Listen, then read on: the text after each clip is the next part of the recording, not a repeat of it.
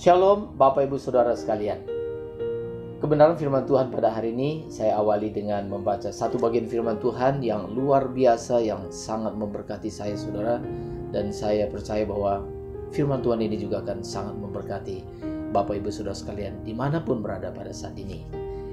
Firman Tuhan tersebut diambil dari 1 Korintus pasal 6 ayat yang ke-20. Saya akan bacakan buat kita semuanya. Demikian bunyi firman Tuhan, 1 Korintus pasal 6 ayat yang ke-20. Sebab kamu telah dibeli dan harganya telah lunas dibayar. Karena itu muliakanlah Allah dengan tubuhmu. Saudara, melalui kebenaran firman Tuhan, melalui satu ayat firman Tuhan ini dari 1 Korintus pasal 6 ayat yang ke-20, saya ingin kemukakan ada 3 butir kebenaran firman Tuhan. 3 butir kebenaran firman Tuhan yang sangat penting, yang perlu kita ketahui dan sungguh-sungguh kita syukuri dalam hidup kita. Butir yang pertama adalah dikatakan bahwa kamu telah dibeli. Jadi saudara, ini berbicara tentang kepemilikan. Saudara, maka seorang pembelilah yang menjadi pemilik dari barang-barang yang telah dibeli oleh dia. Atau dengan bahasa yang lain, maka barang-barang itu sesungguhnya adalah milik pembeli. Nah saudara yang dikasihi oleh Tuhan, jadi kalau firman Tuhan mengatakan bahwa kita telah dibeli, artinya dibeli oleh Kristus, berarti kita adalah milik Tuhan Yesus. Dan Tuhan Yesus adalah pemilik dalam hidup kita, pemilik atas hidup kita. Saudara, kebenaran ini luar biasa saudara. Sebab kalau kita dimiliki oleh Tuhan Yesus, atau Tuhan Yesus adalah pemilik kita, ini adalah sesuatu yang dahsyat, ini sesuatu yang luar biasa saudara. Ini yang membuat hidup kita menjadi berarti. Ini yang membuat hidup kita menjadi berharga. Ini yang membuat hidup kita menjadi penting. Saudara, jadi dalam hidup ini ternyata hidup kita ini bukan hanya masalah apa atau siapa yang kita miliki, tetapi yang lebih utama daripada itu adalah siapa pemilik kita. Siapa yang memiliki kita, itu jauh lebih penting. Nah saudara, maka dikatakan, maka karena Tuhan Yesus telah membeli kita, maka kita adalah milik Tuhan Yesus. Apa artinya saudara kalau kita adalah milik Tuhan Yesus? Kalau kita milik Tuhan Yesus artinya, maka kita hidup hanya bagi kepentingan Tuhan. Kita hidup untuk kepentingan Tuhan semata-mata. Mengapa? Sebab kita adalah miliknya. Sebab dia adalah pemilik kita. Jadi sejatinya saudara, bahwa setiap orang yang percaya kepada Tuhan Yesus, maka mereka telah dibeli oleh Kristus. Dan setiap orang yang telah dibeli oleh Kristus, berarti mereka mendapat satu status yang baru, yaitu hamba Tuhan. Hamba Tuhan artinya adalah seseorang yang harus mengabdi kepada Tuhan yang telah membelinya. Jadi saudara, sebenarnya yang dimaksud dengan hamba Tuhan bukanlah kaum rohaniwan saja atau orang-orang tertentu saja dalam gereja. Maka saudara, yang sesungguhnya yang dimaksud dengan hamba Tuhan atau hamba Allah adalah semua orang yang telah mempercayakan hidupnya kepada Kristus. Semua orang yang telah percaya kepada Tuhan Yesus Kristus sesungguhnya adalah hamba Tuhan. Jadi saudara, kalau saudara sudah mempercayakan hidup saudara kepada Tuhan, maka saya mengatakan kepada saudara, saudara adalah hamba Tuhan. Sekalipun saudara mungkin bukan pendeta, sekalipun saudara bukanlah seseorang yang memiliki tugas gerejawi misalnya. Jadi saudara, semua yang percaya kepada Tuhan Yesus disebut sebagai hamba Tuhan, apapun profesi kita. Cuma di dalam gereja kita mengenal jabatan fungsional dalam gereja. Jabatan fungsional inilah yang melalui jabatan fungsional ini kita mengenal yang namanya pendeta atau sintua, pertua, diaken, atau pengerja, atau apapun namanya yang ada dalam gereja, aktivis dan sebagainya. Nah saudara, maka ini sebenarnya jadi hamba Tuhan bukanlah orang-orang yang mendapat tugas di gereja saja, tetapi semua yang percaya kepada Tuhan Yesus, entah dia memiliki jabatan di gereja atau tidak, itu saudara disebut sebagai hamba Tuhan. Atau di mata Tuhan, mereka adalah hamba Tuhan, di mana kepadanya kita harus mengabdi. Nah saudara, itulah pengertian pertama, butir kebenaran pertama yang harus kita ketahui daripada ayat firman Tuhan ini.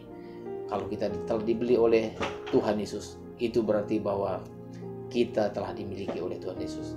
Sekarang Tuhan Yesus adalah pemilik kita yang sesungguhnya, dan kita harus mengabdi kepada Dia.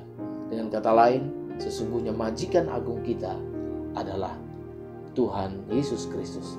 Nah saudara, maka kebenaran firman Tuhan ini sungguh luar biasa saudara.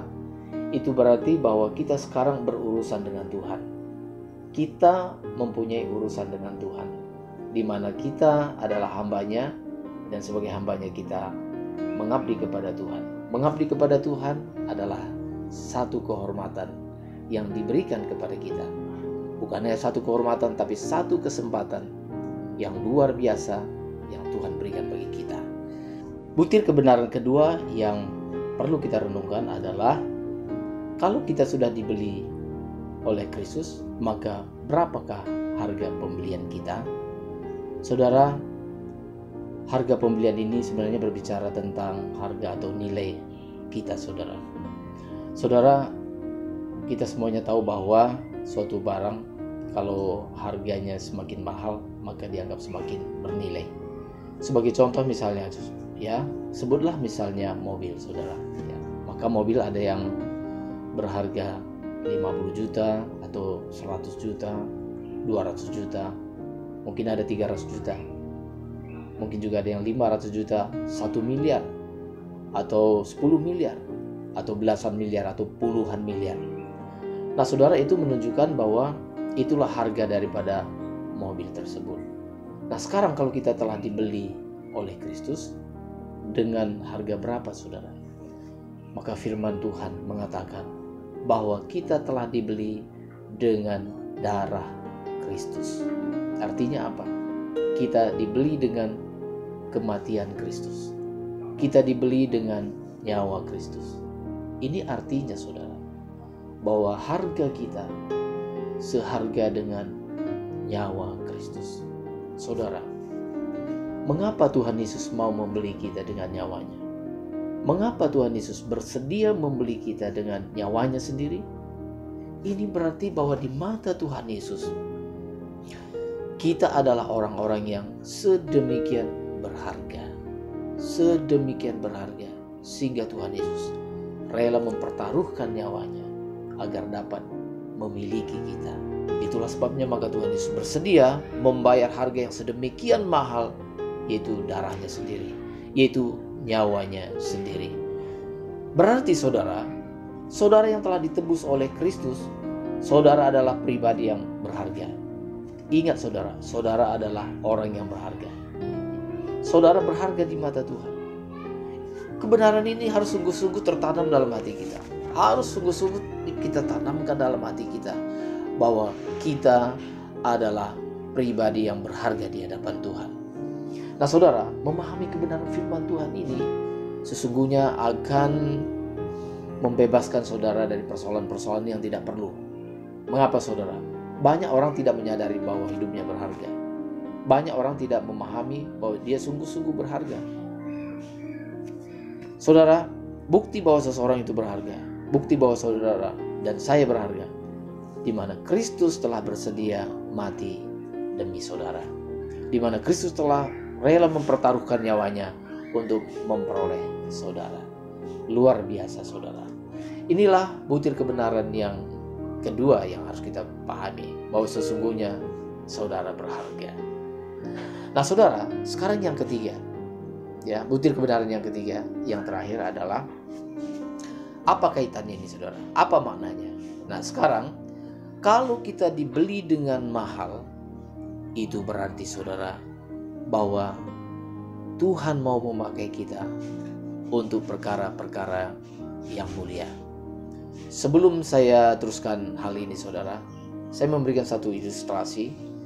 Misalnya begini saudara tentu memiliki banyak barang, Ya, diantaranya saya sebutlah misalnya pakaian atau misalnya baju.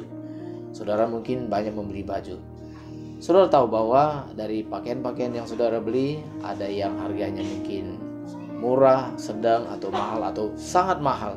Ya, tentunya murah atau mahal ini juga memang bersifat relatif. Artinya dengan harga tertentu bagi seseorang itu bisa mahal, bagi orang lain itu bisa saja itu murah, relatif. Tetapi yang ingin saya katakan begini, ya, katakanlah misalnya saudara memiliki sebuah baju yang tidak terlalu mahal dan saudara beli, apa artinya ini saudara? Maka pakaian yang telah saudara beli dengan harga yang tidak terlalu mahal, saudara juga akan pergunakan untuk sesuatu yang kurang penting, ya. Tetapi kalau misalnya satu pakaian yang saudara persiapkan, saudara beli dengan harga yang mahal bagi saudara. Katakanlah misalnya itu gaun pengantin. Bagi seorang gadis misalnya, dia mempersiapkan gaun pengantin yang terbaik yang dia dapat beli. Maka untuk itu dia mengumpulkan uang sedikit demi sedikit. Dia menabung, menyiapkan uang dalam jumlah yang besar, dan setelah uangnya cukup, baru dia membeli gaun pengantin tersebut untuk menyambut hari pernikahan dia. Maka saudaraku yang dikasihi oleh Tuhan, perlakuannya terhadap gaun tersebut itu sangat berbeda dengan pakaian-pakaian yang lain. Itu sudah pasti saudara. Gaun pengantin yang sedemikian mahal tidak mungkin dipergunakan untuk hal-hal yang sepele, tetapi pasti akan dimanfaatkan untuk hal yang sangat mulia, yaitu akan dikenakan pada hari pernikahan dia. Nah, saudara yang dikasihi oleh Tuhan, maka demikian pun kita dengan Tuhan, saudaraku. Kalau kita telah dibeli oleh Tuhan, maka kita memang milik Tuhan. Lalu karena kita dibeli dengan darahnya, kita berharga. Dan karena kita berharga, maka kita mau dipakai untuk perkara-perkara yang mulia. Saudara, betapa agung rencana Tuhan, betapa mulia rencana Tuhan dalam hidup kita. Saudara, Tuhan mau supaya kita dapat dipakai untuk perkara-perkara yang mulia, bukan perkara-perkara yang biasa. Saudara, apakah saudara mau dipakai untuk perkara-perkara yang mulia? Tentunya saudara mengatakan amin. Nah saudara, tetapi ada syarat yang harus kita lakukan. Bagaimana kita dapat dipakai untuk perkara-perkara yang mulia? Bagaimana kita dapat dipakai oleh Tuhan untuk perkara-perkara yang mulia dan bukan hanya perkara-perkara yang biasa saja? Saudara, Alkitab memberikan jawabannya dalam 2 Timotius pasal 2 ayat yang 20 dan 21. Saya akan bacakan buat kita. Demikian bunyi firman Tuhan. Dalam rumah yang besar bukan hanya terdapat perabot dari emas dan perak, melainkan juga dari kayu dan tanah. Yang pertama dipakai untuk maksud yang mulia, dan yang terakhir untuk maksud yang kurang mulia. Saudara, yang pertama maksudnya emas dan perak tadi itu dipakai untuk maksud dan mulia. Mengapa saudara? Sebab memang perak dan emas itu memang barang mahal. Karena barang mahal maka mau dipakai untuk maksud yang mulia. Lalu yang kedua, yang terakhir dikatakan itu kayu dan tanah, itu dipakai untuk maksud yang kurang mulia. Ingatlah, saudara bukanlah dari kayu atau tanah, tetapi saudara kalau digambarkan, saudara adalah emas di mata Tuhan. Artinya saudara berharga. Ayat 21. Jika seorang menyucikan dirinya dari hal-hal yang jahat, ia akan menjadi perabot rumah untuk maksud yang mulia. Ia dikuduskan, dipandang layak untuk dipakai tuannya, dan disediakan untuk setiap pekerjaan yang mulia. Bagaimana kita dapat dipakai oleh Tuhan untuk pekerjaan yang mulia? Itu kalau kita menyucikan diri kita. Jadi syarat penting agar kita dapat dipakai oleh Tuhan untuk perkara-perkara yang mulia adalah kesucian hidup atau hidup suci. Saudara, menarik karena tadi di ayat 21 dikatakan setiap orang yang menyucikan dirinya. Maka yang menjadi pertanyaannya, sesungguhnya siapakah yang menyucikan diri kita? Tuhan atau diri kita sendiri? Dapatkah kita menyucikan diri kita sendiri tanpa Tuhan? Atau cukupkah Tuhan saja menyucikan kita, lalu kita tidak mempunyai tanggung jawab apa-apa? Maka saudara, Maka sesungguhnya di sini adalah tentunya kita menyadari bahwa kesucian hidup kita pertama-tama itu karena pekerjaan Tuhan yang telah menyucikan kita, yang telah membersihkan kita, yang telah mengampuni dosa-dosa kita. Tetapi saudara, kita memiliki bagian tanggung jawab, yaitu kita juga harus mengambil bagian ini, yaitu dengan menyucikan diri. Apa artinya menyucikan diri? Artinya kitalah yang bertanggung jawab untuk menjauhkan diri kita dari kejahatan. Kitalah yang melatih diri kita untuk melakukan perkara-perkara yang suci, perkara-perkara yang mulia. Ini adalah bagian kita. Maka dalam Ibrani pasal 12 ayat 14 dikatakan, kejarlah kekudusan. Ini adalah bagian kita. Bagian kita adalah kita mengejar kekudusan. Jadi menyucikan diri artinya bagian kita adalah menjauhi kejahatan dan mengejar kekudusan. Itu adalah bagian dan tanggung jawab kita. Saudara, jikalau kita menyucikan diri kita, barulah kita dapat dipakai oleh Tuhan untuk perkara-perkara yang mulia ini tadi. Karena itu saudaraku yang dikasihi oleh Tuhan, ingatlah betapa Tuhan Yesus telah berkorban sedemikian luar biasa. Dia telah membeli kita dengan darahnya sehingga kita menjadi miliknya. Saudara, kiranya 3 kebenaran firman Tuhan ini tadi boleh sungguh-sungguh memberkati kita. Ingatlah bahwa Tuhan adalah pemilik kita.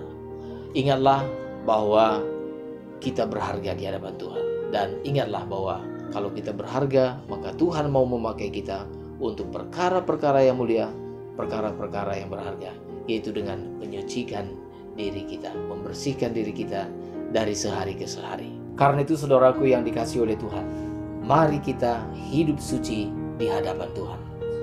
Amin.